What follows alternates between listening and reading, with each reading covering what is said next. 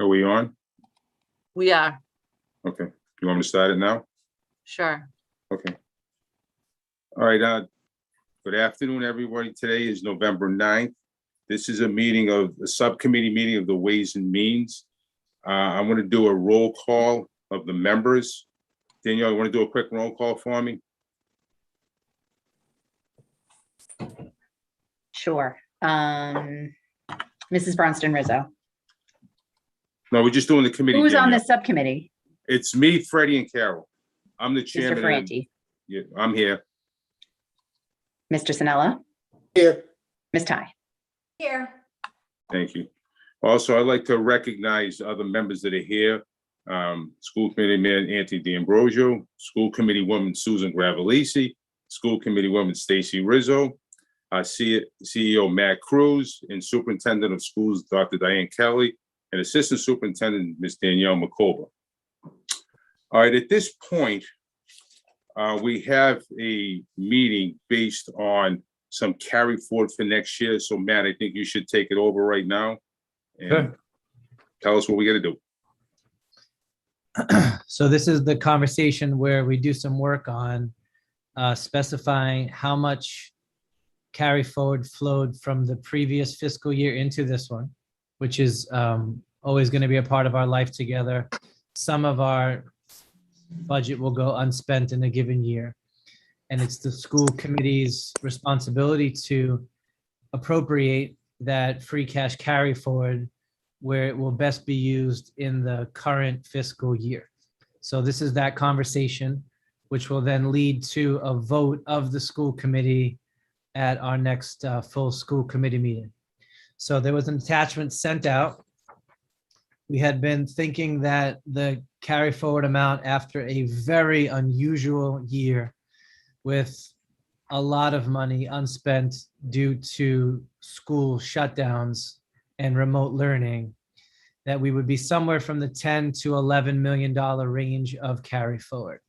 So that figure came out a little bit over $11 million, actual carry forward. We had planned in our FY22 budget to appropriate 7 of that 11 million to keeping classroom teachers staffed for another year. And that breakout is proportionate based on the amount of classroom teacher costs per school.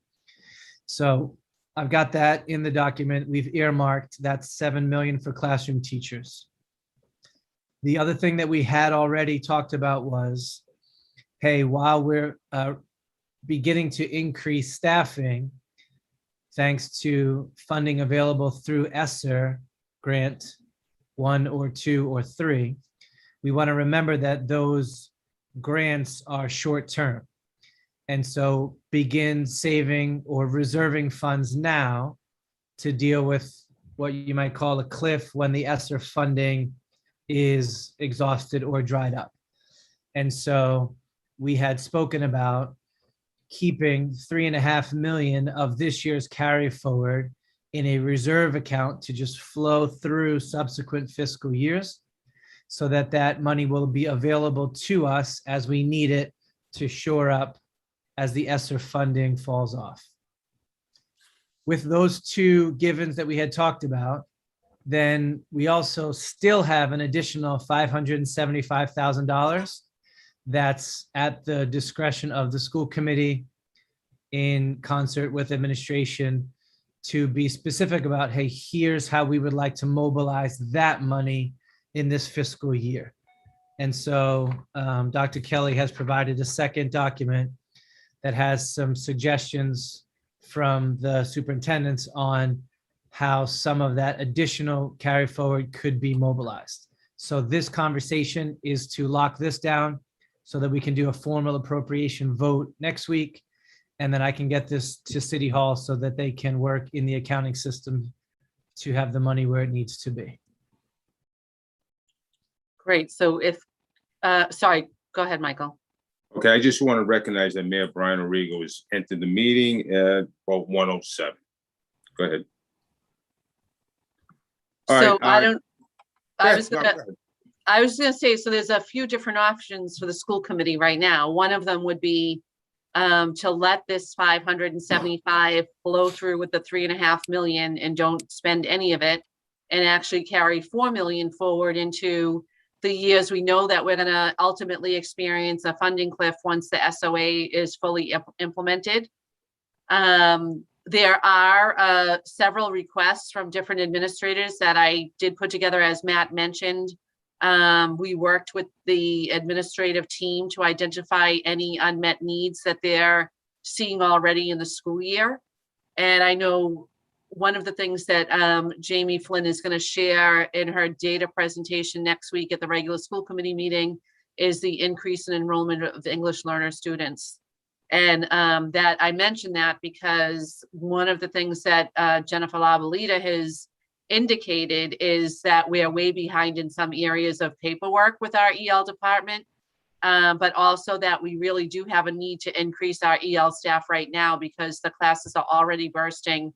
And we anticipate, as we do every January, that we'll have a large influx of students after the first of the year. So I don't know if you got a chance to look at the spreadsheet that I sent to you last week, but I'll share that now. I added a few details to it, just in terms of the funding and the money. I don't know if, is that readable? Yes. Yeah. Okay. Yeah. So Matt already mentioned the amount of the carry forward that we have in question right now. And I should say, you know, I mentioned that we could put this 575 together with the 3.5 million and save that for the end of SOA.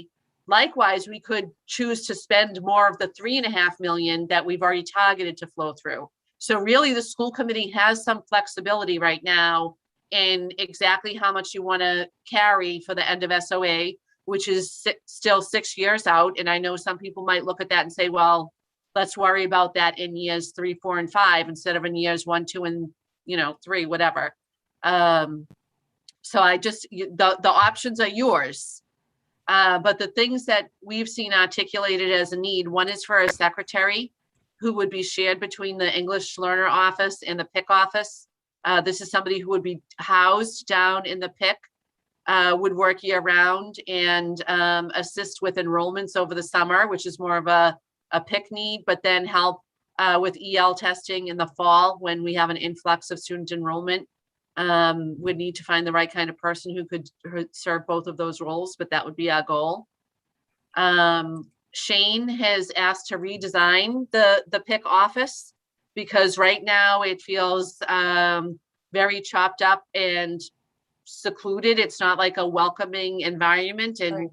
He had talked about making it more of a place where families would come in, sit down at a table with one of the employees and go through all of the paperwork together and really get a good chunk of the registration process taken care of in person and have it be more of a customer service kind of program than a drop off papers, isolated environment. And that's one of the ways that we're hoping that we could re-engage families more and make them feel more welcome. 3 additional EL teachers, one of them possibly an EL coach who would work with other classroom teachers who are struggling to understand how to service EL students in the regular education classroom. Even though most of them are SEI endorsed, some of them are feeling a little bit overwhelmed right now, particularly with the volume of students. $15,000 minimal. And this is just for the pre-work that the high school teachers are doing around the NEASC accreditation, which will happen a year and a half from now, but they need to begin that self-assessment work now. So that's to pay for stipends and some site visits that will happen from the NEASC team that we'll have to fund for this year. I'm proposing $10,000 be spent as stipends to the individuals who have been leading our transportation department in the absence of the transportation director. And then finally, Jonathan Ferrara has indicated a need for new cameras at the West Revere, the RMA, and the Paul Revere. He said this is a rough estimate, but he thinks 150,000 would cover that. And that's because the cameras that are currently in place in those 3 facilities are antiquated and don't capture the quality of video that we need in order to use the video for any meaningful purpose. And we learned that firsthand with the incident at the Wayland last week with the graffiti, where there were some cameras that were far away and caught some shadowy figures, but were not modern enough to really be able to identify who the people were. So those are the asks, and they come to a total of 465, which would fit underneath the 575 of the available carry forward. Other asks that I think are important, but the committee can consider whether these are things that should happen now or maybe in the summer or not at all. One is Director of Social, Emotional, Physical Health and Wellness, who can really lead our SEL work and take over the social workers who currently fall under Diana Finn's purview, but also take over the nursing services and really oversee that department. And even our food services, and really make sure that there's a comprehensive wellness plan in place for everybody, both physically and emotionally. I know we've heard a lot of folks asking for more in a fine arts department. So a director of fine arts would be able to oversee that and expand the programs that we have right now. We did some expansion this year into the high school with a drama teacher and an additional music teacher, but there's definitely, more room for growth in that department. And I think having a dedicated director would help make that program flourish as it did back when there was a dedicated director. And then I would say the same about academic technology that comes lumped under the STEM program. But I think it's the one subject area that kind of gets a little bit of short shrift compared to the math and the science, which are more heavily influenced because of MCAS responsibilities. But, those three positions come out to another 360, which would give us a grand total of 825 and would exceed the available carry forward by almost 300,000. So that's definitely something that the committee is going to need to consider, whether or not those are positions that you want to fund. And then, of course, you all might have other ideas or things that we're hoping that we'll hear today and can look at and consider as part of this whole decision that needs to be made next week at the school committee meeting. So I'll stop sharing and hand it back to Michael for questions. All right, Carol, any questions, any recommendations, anything you like or dislike? Well, I'll start with the PIC Center, which I think is deplorable. It is so unwelcoming. And I hear complaints about that all the time. I also hear complaints about once Anita left, that we really didn't have anybody to replace her and to do the kinds of things that she did, which maybe many of those were way above her job description, but she did them anyway. So I'm, very forcefully in favor of the two expenditures for the PIC Center. And if we need 3 additional EL teachers, and I expect that we will have more in January, as we always have, then let's hire them now while we can get some. I don't see we have any choice about the NEASC, having been through several of these committee accreditation hearings. I know that they can be expensive, that cost money. Surely would like to show some money in there for the stipend for transportation leads. Without them, we couldn't have done anything. I'd also like to add a stipend for Robin. I think she does above and beyond. We do pay her, though. We do pay her, Carol. I know we pay her. Okay. Cameras for the West Revere, RMA, and Paul Revere. If we could have caught those little devils on the Wayland, that would have been wonderful. So if they say we need the cameras, then we do. I'm very much in favor of a director of the social, emotional, and physical health and wellness. I think maybe the director of fine arts, I'm not sure. I think maybe we could wait on that until sometime in the future. But I'll take the recommendation. And I think it would be great to have a director of academic technology. Maybe I could learn a little something from that. Thank you. Okay, Fred. You're up. Thank you, Carol. I think that the list as prescribed by the superintendent, with the exception of the three directors, which the three directors is a total of $360,000. And the spending beyond the available sum is $249,000. So that's a wash. So I think the cameras, the pick center, I mean, everything is, well in place. So that, I mean, rumors had it throughout the years, we're top heavy with directors. And I think at this time to add three more, and as was mentioned earlier, that we're trying to save monies to cover shortages in the future by adding another $360,000, well over $250,000 that's going to have to be covered at a later date. So that my recommendation would be for the proposal as submitted by the superintendent, with the exception of the three directors, which would be, as I said, a wash. But the other thing is a stipend for the people who are helping out with the bus situation, which did yeoman work. Isn't there money in the budget for a director and an assistant director? What is happening to that money? May I ask, Michael, through you to the superintendent? Sure.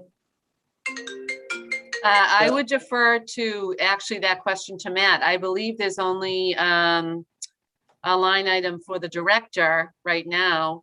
And that salary amount, that, I don't know how to say this the right way. That salary is still being paid. Yeah, I'm pulling it up now. Give me 1 second. So we had only budgeted for a single transportation director this year. And yes, that compensation has continued throughout the interim time. What happened to the assistant salary?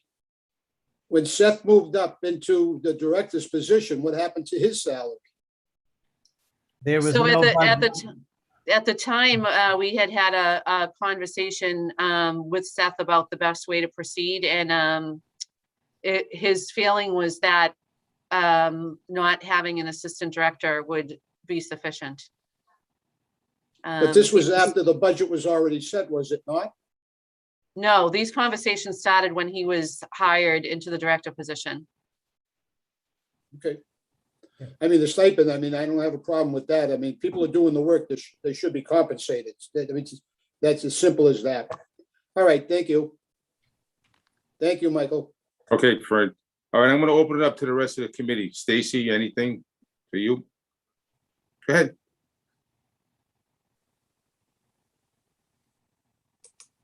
You might be muted. I can't hear you. I can't hear him.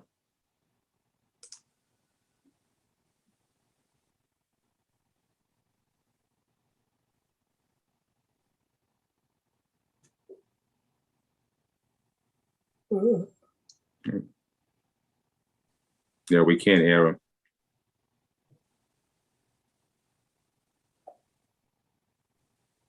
We'll come back. We'll come Oh, back. she left. Hi, Susan. Okay. Thank you, Michael. The recommendations by the superintendent, I'm in favor of the PIC Center and the additional EL students, EL teachers for the increase in students, definitely for the stipends. I'd like to know more about the rest of the cameras in the other schools and their working conditions, and if any more of those need to be updated.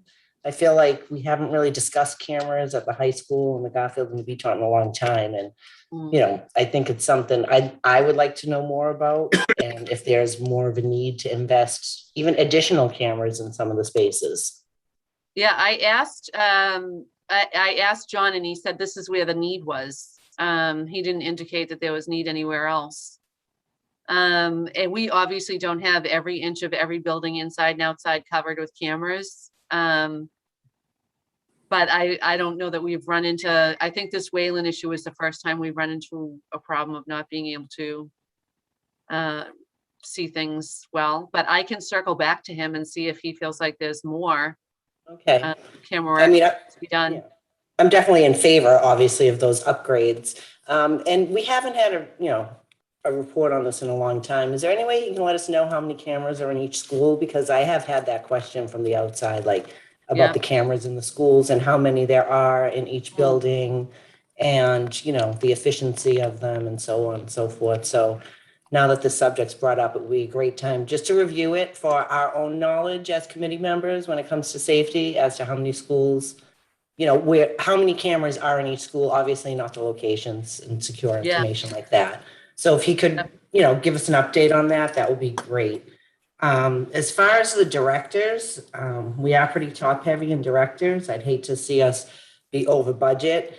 The only one of the three, not that I'm not in favor, like all three are valuable, but the social, emotional, and physical health and wellness director, I think would be a good start if we needed to add in a director's position. Those are my only comments. Okay. Stacy, can you hear us? I can. Can you you hear can me? hear you. Hey, you're up. I give up. I'm going to be the new Fred. Yes, the needs are self-explanatory. I have no problem with that. The director positions, I don't understand why we need to do a vote for this by next week. Diane, can you say why this would have to be done by next week? We don't have to do, you have to vote the carry forward spending by, Matt, weigh in here, I think it's by December, so that's why the idea is to vote it in November. We try and vote this in the November meeting. We could wait until the December meeting to do the actual appropriation, but we're trying to do it before the end of the calendar year, primarily so that the books are in order stepping into budget season. So if the director's things doesn't get okayed by us, it would just go as part of the carry forward. So the money still be sitting. Yep, yeah, we don't lose the money. Yeah, so the money. So like if you guys voted to just say, do these top items, we would be spending 465,000 of the 575,505. And so Matt's carry forward number, instead of being 3,500,000 would be 3,605,505, if I did my math there right. I'm not quite sure. Yeah, because I'm thinking, as much as those are nice things to have, I truly believe, and I've said it all along, we need to get back to the director of fine arts because we're not giving those students some of the programs that they truly desire and need, which would help some of the emotional and physical and social attributes. Do I think we need a director of social emotional? You know what? I think in the best world, yes, to give our kids something like that, especially, I don't like seeing our school nurses under, not at fault of Frank Shea, but school nurses should not be under the athletic director. And that's where they've been for so long. Social workers, they also need to, it'd be great to have someone that is like the Ruth Davis coming back and taking care of that aspect. Those two, I could see a definite need for. I just don't know exactly what would you be looking at as far as qualifications, or what would their job description be? So I don't know if I'm comfortable come Tuesday saying, go for it. I know that you mentioned Ruth Davis, which I agree with you. Like when we had Ruth Davis in the district, and I think her title was Director of Comprehensive Health. Comprehensive health. And so it encompassed the physical, the mental, the emotional, and all of that. When I tell you there was a different level of emphasis on all of that work, because you had somebody saying, you need to do this, you need to do this, you need to do this. As a classroom teacher, I felt the difference in having somebody championing that work. And we've done a lot of talking about equity and inclusion and how social emotional learning plays right into all of that. And all we hear about in the news and the newspaper is about how dysregulated everybody is after COVID, kids and adults. we read about the issues that are happening in Boston with assaults on administrators and in Lawrence with the excessive fighting. And we know that some of that stuff has been visited on us here in Revere. We've seen our own challenges, and having somebody who can oversee that work and really fill in the gaps when they occur, and even help us be proactive and do things that will prevent those things from happening, I think would be huge. And I agree. We've needed someone like that in this position for a long time. I will say, what I would have liked to seen under an ask was another SRO. Not a security person, an SRO. I Police think to have, The police officer. Yes. Okay. And what gaps specifically are you seeing that would fill? Well, we have 3, right? Mhm. And so if there is something major going on at one school, let's say even the high school, look how big that is. Yeah, huge. You know, to have one person, you know, and to me, an SRO, it's not all about being a person with the badge and with the uniform. It's someone with a personality that the kids can talk to. It's someone else that they feel comfortable going to. And if they hear there's something going to happen in the school, they feel comfortable going to that person also. And I know they do feel comfortable with other educators and maybe administration, but I think overall, and what if one's out sick? I mean, They do cover each other. I mean, they've been out from time to time, not even out sick, but out on vacation, or if one's at a training or something like that. You have a wedding coming up. I mean, I know I would definitely want to see an extra SRO. But I would also like to have time to think about, I mean, the fine arts, I've been complaining about that for years. The same thing, comprehensive health, call it whatever you want, that. But again, I think to just come up with an idea and a vote for Tuesday is a little difficult for me. All set? Thank you. Okay. Mr. Mayor? I don't want to belabor the points that have already been made. The one thing that I would say I'd make a plug for is the Director of Social and Emotional Health. I think that, you know, as we come out of this period of crisis, having a director level will be really helpful. Okay. All right, I'm just gonna just say a few things. The needs, I really don't have a problem with any of them. But the only question I'd have, Diane, is I don't notice that the Whalen's on there. Now, if we had a problem the other day with the graffiti, why isn't the camera with the Whalen being part of that ask? West Revere is both Whalen and Susan B. Anthony. Right. So West Revere, Okay, RMA, sorry. and Paul Revere. Okay, sorry, okay. Okay. The directors, I agree, we probably need them, but I sort of think it's really a lot to ask right now for us to pass it in a week. I think that's something that we can work with. I would like to really put that on hold right now and actually give, in my opinion, the needs are pretty straightforward. And I just think that there's a little bit more we got to talk about to those positions. I agree we need them, but I just don't want to vote on it within a week without doing just a little bit due diligence. And if it happened to happen, when would you start looking to fill those positions? Yeah, I think that all of the positions would look to start filling as soon as the school committee approved them. Okay. So I definitely hear what everybody's saying, and I would be perfectly happy with a vote next week that focused on the needs that the administrators have put forward, and perhaps the other ones we can revisit at the December meeting or later in the year. Yeah, I mean, I think that's the best thing to do because everybody sort of is on the same page with that. Yeah. I think that's the right thing to do. So at this time, as the chairman, I'm going to make a motion to accept the needs for the carry forward expenditures. I'll second that. Okay, Danielle, can you give me a roll call, please? Mr. Excuse me, Michael, Franchi, just to, Go ahead, Fred, go ahead. Michael, I'd like to amend that with the exclusion of the directors. Well, Michael only meant the needs part, Fred, just the Just the top needs part. part, not the director's part, Directors. Fred. All right, I apologize. Thank you. Okay. Thank you. Thank you. Okay, Danielle, Mr. Franti, yes. Mr. Sinella, Yes, Ms. Ty.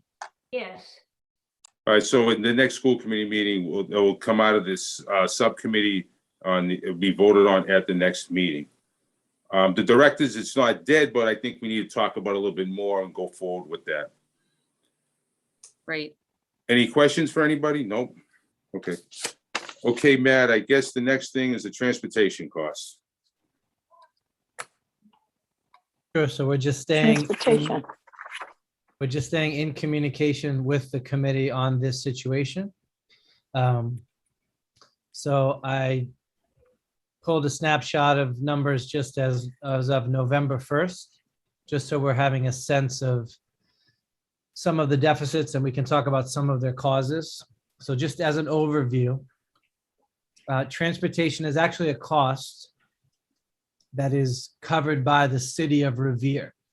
It's the school department's responsibility to educate the students and the city's responsibility to get the kids to the school buildings.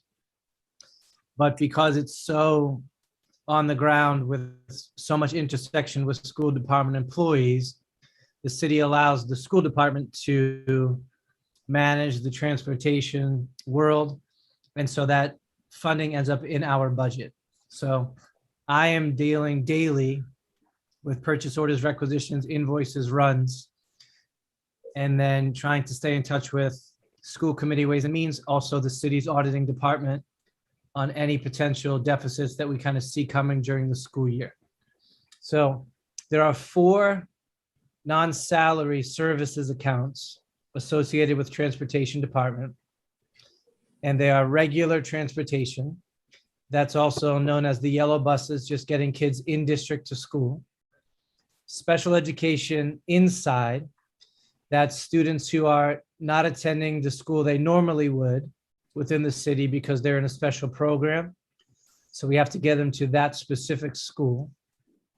Special education outside, which is students who are being placed at private or collaborative schools that need to get there. And then homeless transportation, students who have either become homeless who were in our district and now need to get back to it, or students who have become homeless into our district needing to get to the school that they had been in. So there's 4 different categories. I've given you 2 numbers just to be aware of. So the top one is called actual dollars encumbered. What I'm doing is comparing a year-to-year increase so that you can see the amount of funding that we're talking about. So just the first one, for example, last year's cost of regular education transportation was 1.6 million. And this year, to date, we've encumbered almost 2.4 million. So we are over last year's pace by around $700,000. That's primarily because we're running an additional 4 buses.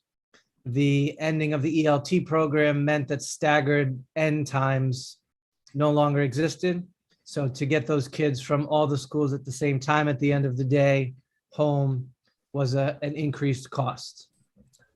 Then you can look down and see that the sped inside is over by $1 million. There's a few different reasons for that. One is we moved some drivers into that world, into the regular transportation world, driving yellow buses who had been driving smaller school buses for sped kids inside, which means we had to go out to bid for those runs. There's also way more students being transported, both for special needs and early childhood needs within the district. And the cost per run is way up. Special education outside is very similar, more students, and the cost per run outside of the district is up even more. And then the homeless is similar. Every run is just costing more money. And compared to date of last year, there's more kids that have been placed in a homeless situation. So that is a very large gap from year to year that we're trying to understand, be aware of, and think of ways to manage this year and next. Over $3 million, and it doesn't stop because we're constantly having students recommended into special programs and needing to be transported. So the top is just meant for you to see our costs are, 45% above what they were last year. All right, the bottom is to show you, okay, how are we going to handle this increase in costs? So the first column is the budget that was voted on Schedule 19 and embedded into the school department budget. The second column is encumbrances that have been made for this year across all of those categories. The third category is a preliminary deficit to say if we had no help in funding, this would be the deficit that we are facing this year. And then the next column is it's previous year's liquidations or receipts. So there are purchase orders from the previous year that can get closed out and we can capture that money and use it in the current year. So I did some work on that, and those are the amounts that will be helping the cause. And then the state also gives a homeless transportation reimbursement to us each year. And so anticipating that receipt to come in this year is going to help somewhat. The final column is a snapshot as of November 1st.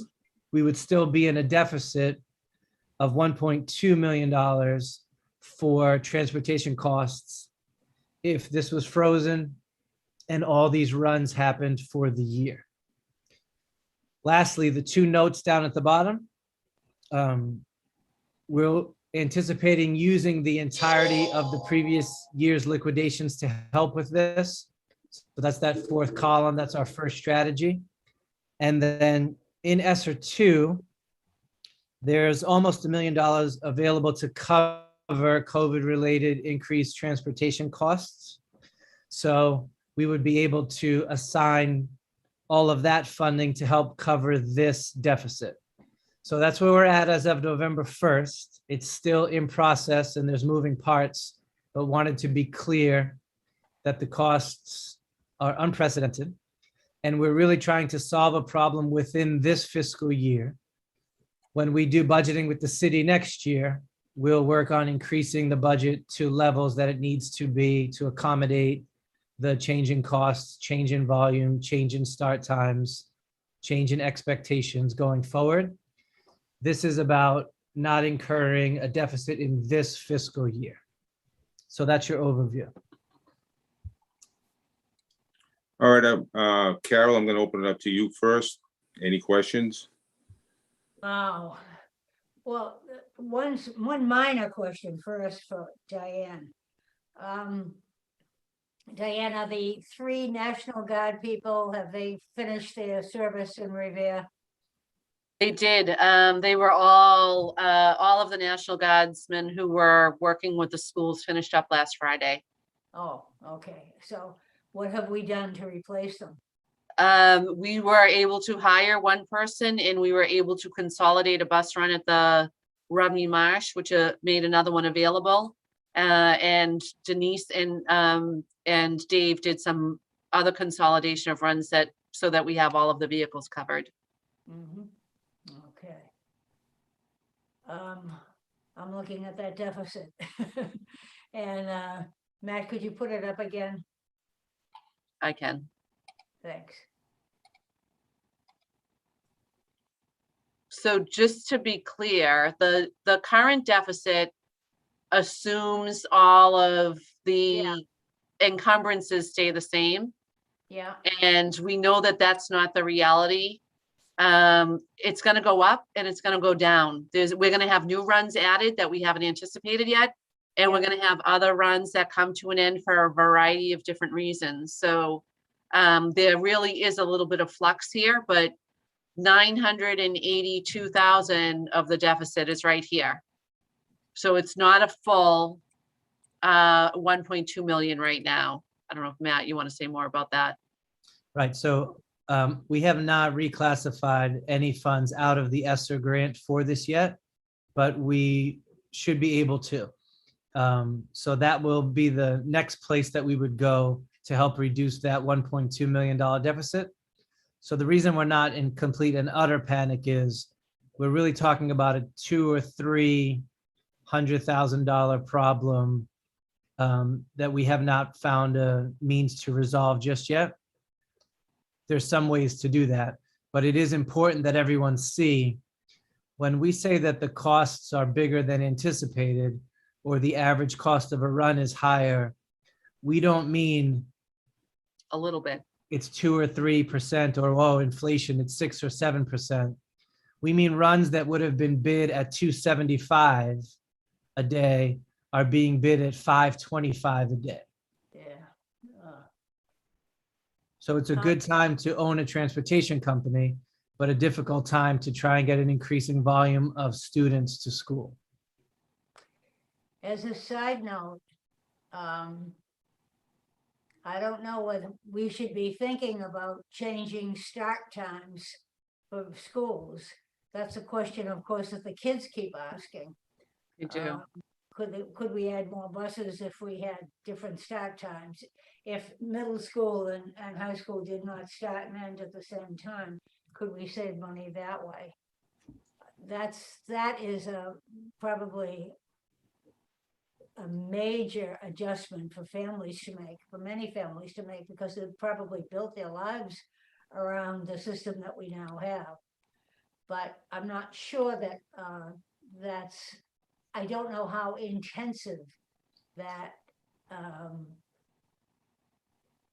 that schedule is to, or maybe how very important or how crucially important that schedule is to their conducting their families' lives and doing what's best for their kids.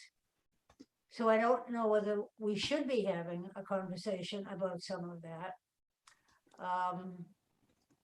The rest of it, is there any special money, Anthony, going to come down when you get in the Senate that will give us extra money for transportation? You don't have to answer that now. I don't know where we're going to get that extra money.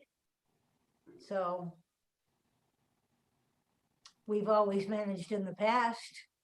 You say take two. And there are other things that we're watching. Obviously, like Matt and I had talked a little bit about the amount of money we anticipated needing to provide for health insurance, which is also part of Schedule 19, is turning out to be much less than we thought it would be.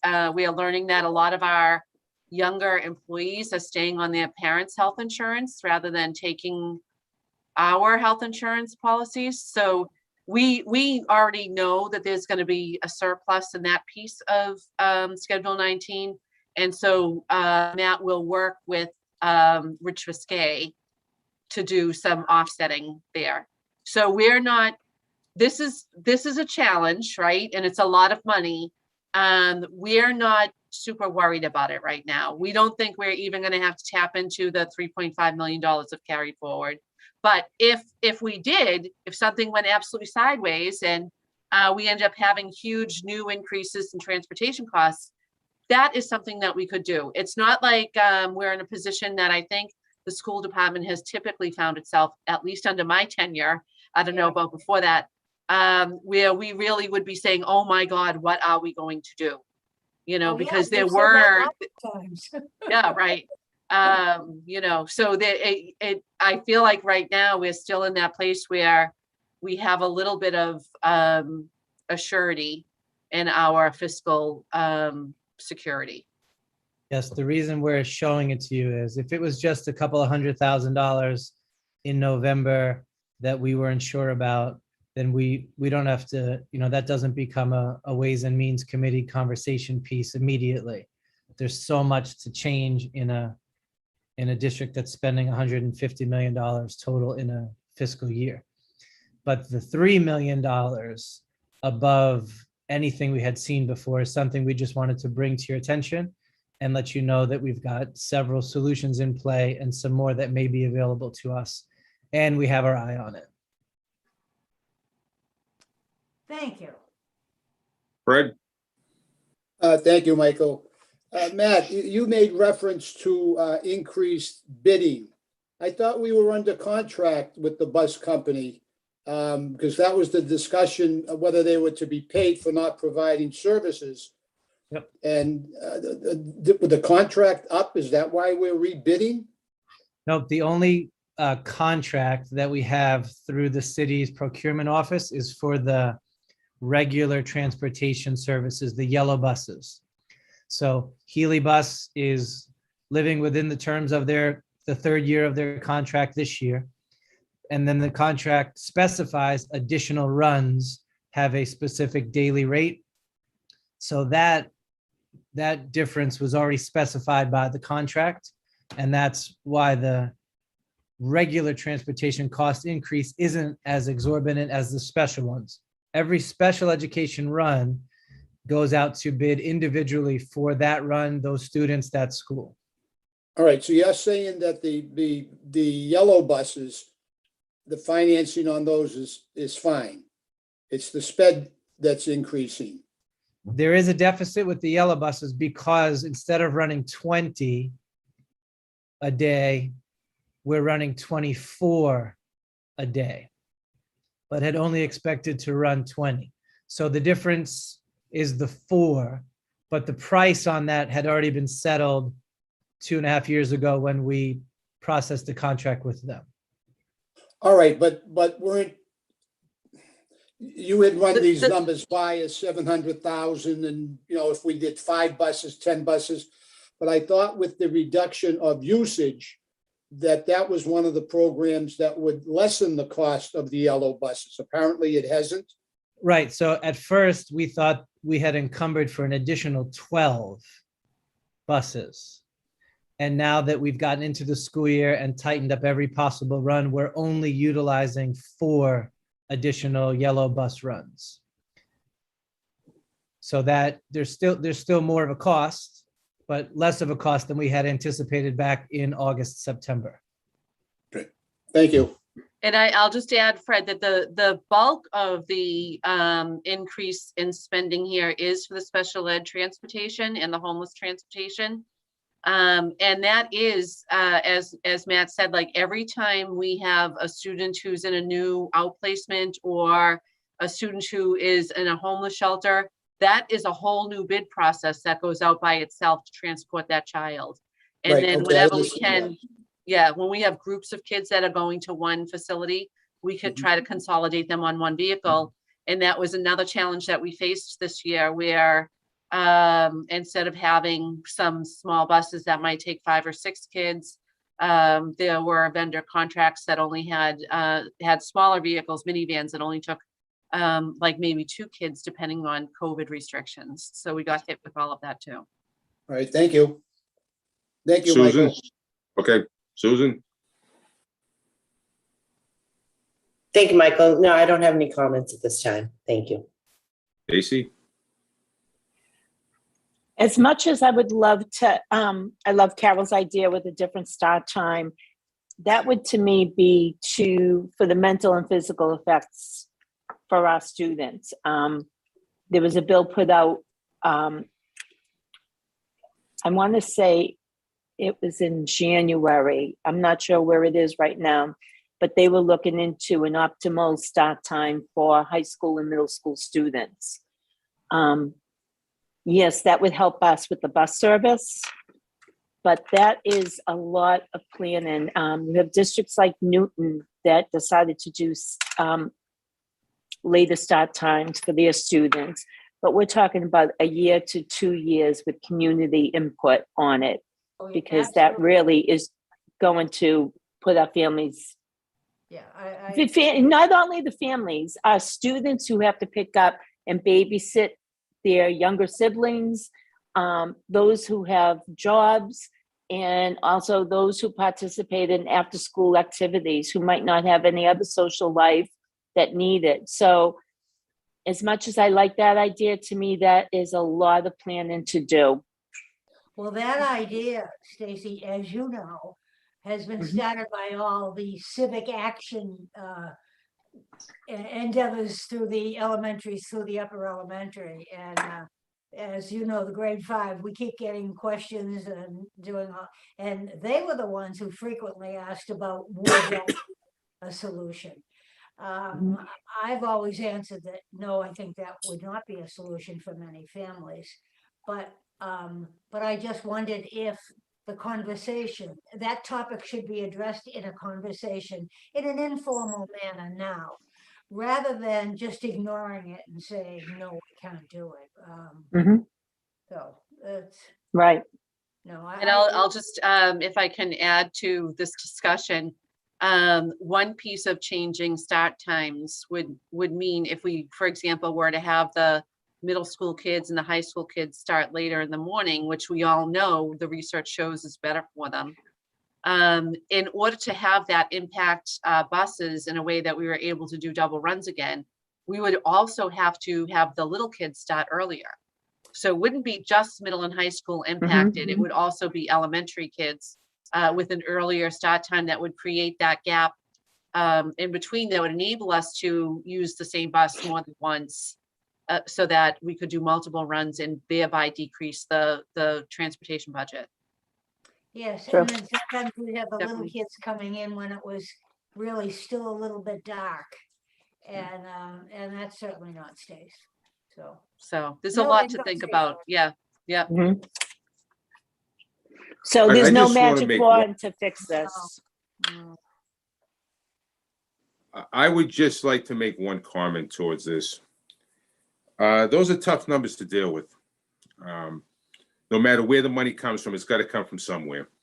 And obviously, we're fortunate enough that we do have the money. But I think this is going to be a runaway freight train.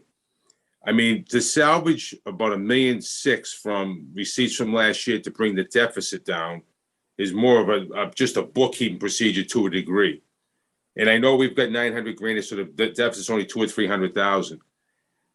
The way things are as we speak today, I think the number's going to get worse, Matt, in my opinion. I think we're going to have to dip into that pretty good. Whether we pay it, the city pays, somebody got to pay it, and most likely we have to come up with the money. For us to be almost $3 million under budgeted, just the budget point, how could that really be so different? I mean, if you're off some money, I get it, but $3 million approximately, how did it get to that point? And I'm more worried about what's going to happen next year. So my question is, how did we get so far under budgeted this year, going, under budget this year, possibly, what could happen next year? Yep. So this has been a good 60 hours of my life over the last few months to make sure there's clear answers to that question. With the regular transportation, it's because there are 4 additional runs that were not a part of the base contract. We went from 20 to 24 runs. And if you do the math of the cost of each run in the contract times 4, you get to that deficit. The special Yeah, education. but Matt, the big deficit, the big deficit is not there. The big deficit in the sped, there's about $2 million there. Right, That's so- the number I think is a little bit out of control for us. Why did that number jump the way it did? That So seems to be the biggest jump. Yep, it's a combination of several factors. Number one is dramatically increased requests from the transportation department for kids who need to get to school. So if you look at the head counts of kids, both special education and early childhood who need transportation if they're in a school outside their local area. So the number of students to transport is up. Every time that you lose a vehicle that can transport 8 kids, and you have to pick up a vehicle that can only transport 2 or 3 or 4, you are doubling or tripling the number of runs. The cost difference per run of, at some point, several $100s a day is also a part of this. And then there, you can't say no. So just today, I have 4 more special education requests from the SPED department to get students to schools, which means we have to go out to bid and find somebody who can do those runs. So you could see $250,000 in a day come across my desk for 3 or 4 new outplacements of students. When you combine the volume of students, the dramatically increased costs, with the difference between a minivan versus a small bus. And don't forget, there's only so much availability of vendors to do the runs. If we can't find someone with a small bus, then we have to find someone with 2 minivans. All of that is playing into exorbitant costs. So we're not, there's no fraud in here or mismanagement. It's several of those elements combining together to put us in such a stark difference compared to last year. Matt, if you had to eyeball it, and I don't know if you have the number, how many more kids did we do last year versus this year? So I don't have the ridership numbers. I have the purchase order encumbrance numbers, but that number is not helpful because we may get Malden Transportation to put 4 vans on 1 purchase order encumbrance for them. So you wouldn't see it in PO numbers. So it's in the raw dollar amounts that I'm reporting the deficits. The ridership counts would come from, for special education students, it would come from the SPED department. And it's also, when you get into the weeds of it, so complicated to say, can this van seat 2 or 3 or 4 children? Is there a nurse? Is there an aide? And can it get to their house and to their schools in a timely manner in the morning and the evening? If it can't, then you have to go get a second run. And so that calculus has increased across the board, the cost for special education transportation outside. And don't forget, easy solutions would be, let's hire a dozen bus drivers and buy a dozen vehicles. Hiring bus drivers is very difficult in this environment. And we don't have anywhere to put the vehicles in an urban district like Revere. So we're learning, managing, trying, fighting against different challenges on all sides. And yes, we're solving this problem with ways and means now. In February, March, April, we will be talking about special education transportation costs with the city to make sure that the budget has been adjusted properly before we step into another year. And the one other thing that I'll add here is that the figures that we had for last year were kind of, inaccurate because we weren't in school for most of the year. So we're really comparing ourselves to 2 years ago and where we were 2 years ago. And things can change pretty significantly over that time. Well, the outlook's not good, unfortunately. It doesn't look Definitely good. trending in the wrong direction, Yeah, Michael. and I'm more concerned about what's going to happen in the next budget, because this is pretty much, you see what you get, what's going to happen next year. I mean, are they going to still be taking, people still charging, through the nose for transportation, where we really can't do much more than what we have right now, in-house. I know Yes. there's some work happening at the legislative level around school transportation budgeting. And there was a session actually at the conference that Lorenzo and Stacy and I were at last week, but I wasn't able to attend it. It was at the same time that I was presenting. So there's definitely work happening, and there's advocacy happening from MASS and MASC and MASBO around this. And we'll just all have to keep our eyes out and stay ahead of the information, or keep on top of the information as we can. At I this think point, Carol mentioned if Anthony was going to be able to do something for us when he gets to the Senate, that would be helpful too. at this point, does anybody else have any questions for Matt or Diane?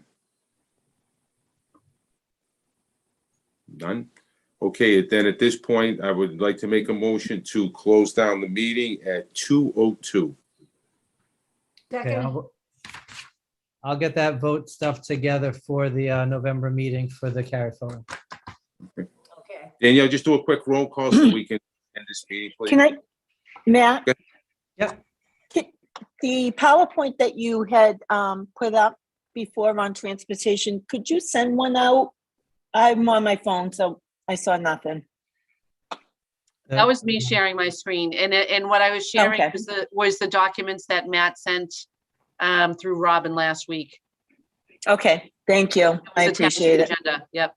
It was. Okay, let's do a quick roll call. Danielle, let me go to the next item, please. Mr. Ferranti, Yes. Mr. Sinella, Yes, Ms. Ty. Yes, Okay, so that ends the Ways and Means Subcommittee meeting. Thanks, Matt. Okay, Thanks, Matt. Okay, so the next thing we were gonna do is, I think, well, I had put on the agenda to go into executive session if people had questions on the contract negotiations or any of that. And it was written with the intent to return to open session. So I'm just going to text, I know Anthony and the mayor both had some scheduling conflicts, but I'm just gonna let them know that we're gonna go get ready to go into, to start the next meeting and go into executive session, if that's okay with everybody. And we're Okay, and still I live only have 20 minutes left. Okay.